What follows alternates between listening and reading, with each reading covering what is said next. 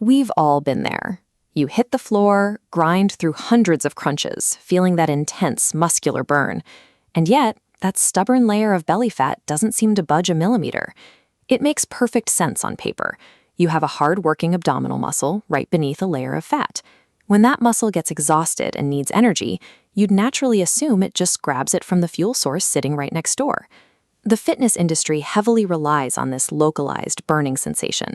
They package it into endless belly blaster workouts and sell the idea of spot reduction, the promise that you can shrink fat in one specific area just by working the muscle underneath it. The hard truth is that proximity does not equal access. Just because a muscle is working hard doesn't mean it can dictate which specific fuel reserves the body chooses to use. To understand why, we have to look past the gym and look at the macrophysical laws governing human energy use. Your body operates on the first law of thermodynamics. Energy cannot be created or destroyed, only transferred. It is a strict game of total energy in versus total energy out. Physicists established these foundational rules of energy conversion in the 19th century. Biology is incredibly complex, but it is entirely bound by these physical laws. Because your energy must be systemically balanced across your entire body, a localized mechanical effort, like a crunch, simply cannot override those global rules to carve out a specific patch of fat.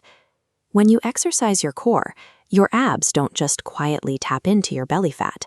Instead, those straining muscles send chemical distress signals straight up to your central nervous system. Your brain responds by releasing hormones that flood your bloodstream. These global signals travel throughout your entire circulatory system, triggering the mobilization of stored energy from all over your body, completely ignoring that isolated, glowing core you're working so hard. It sounds incredibly inefficient. Demanding your body burn belly fat just because it's adjacent to the muscle is a lot like driving across town to borrow a cup of sugar from a stranger, instead of just walking next door to your neighbor. Your body pulls resources from distant areas like your legs and back, and routes them all the way to your abs.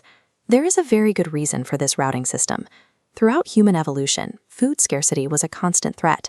Your body built a survival mechanism to ensure no single area of your body is rapidly depleted of its valuable energy reserves. So if you can't burn fat locally and you don't sweat it out through mechanical effort, how does a fat cell actually leave your body?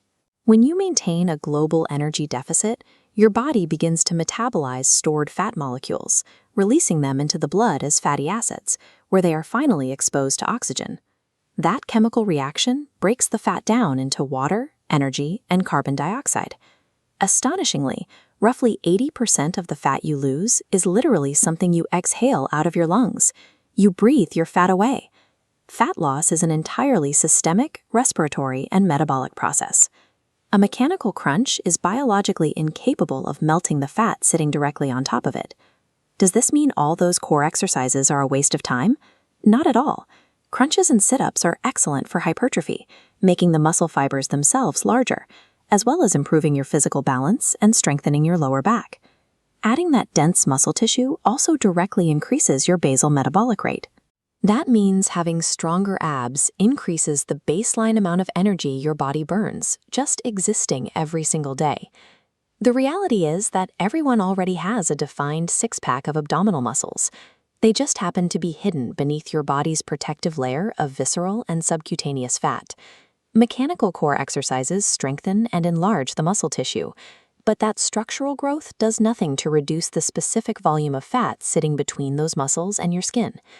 The only scientifically proven mechanism to shrink that specific subcutaneous fat layer is to maintain a sustained, flexible daily caloric deficit. By consuming slightly less energy than you use, you force your body to continuously withdraw from its global energy stores. Over time, that systemic withdrawal will eventually reach and reduce the stubborn fat around your midsection. So, lift weights and do your core exercises to build the muscle underneath, but eat in a systemic deficit to actually strip the fat away, because you simply cannot out-crunch a bad diet. Now that you know exactly what your core workouts are actually doing for your biology, drop your go-to core exercise in the comments below.